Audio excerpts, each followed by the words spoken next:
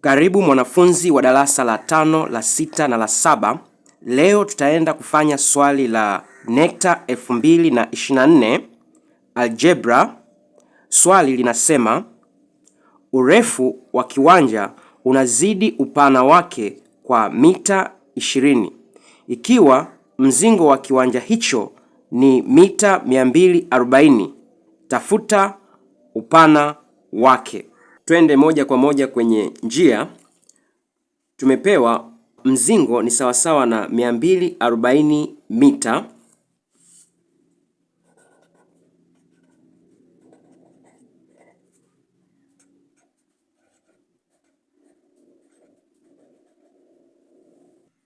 Lakini tunajua mzingo ni sawasawa na urefu jumlisha upana mara 2. Kwenye swali letu hatujapewa urefu, hatujapewa upana, ila tumepewa uhusiano kati ya urefu na upana. Wamesema urefu wa kiwanja umezidi upana wake kwa mita 20.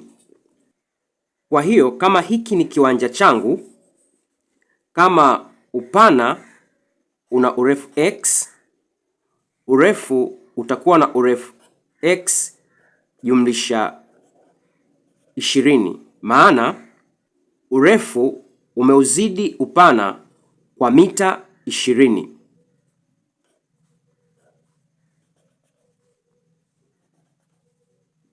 Twende tukatumie kanuni yetu kutafuta thamani ya x.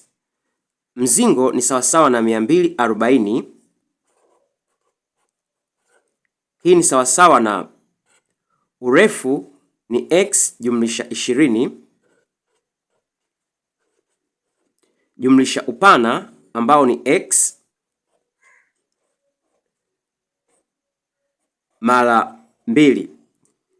240 ni sawasawa na x jumlisha x, tapata 2x jumlisha 20 mara 2. Naweza nikagawanya kwa 2 pande zote, kwa 2 kwa 2 kwa 2 moja kwa 2 moja kwa 2 moja kwa 2 120. 120 hii ni sawasawa na 2x jumlisha 20. Itaenda kufungua mabano. 120 ni sawasawa na 2x jumlisha 20.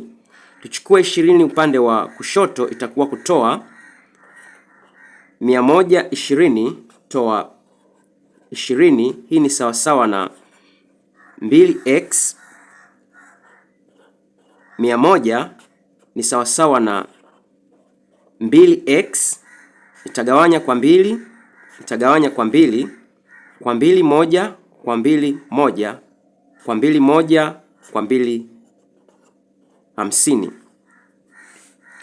Kwa hiyo thamani yetu ya x ni sawasawa na 50, lakini thamani ya x ni sawasawa na upana wetu.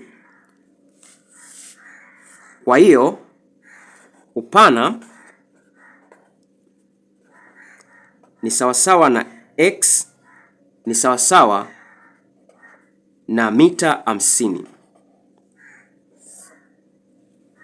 Naamini utakuwa umeelewa. Usisahau kusubscribe na kunifollow. Mpaka wakati mwingine, bye bye.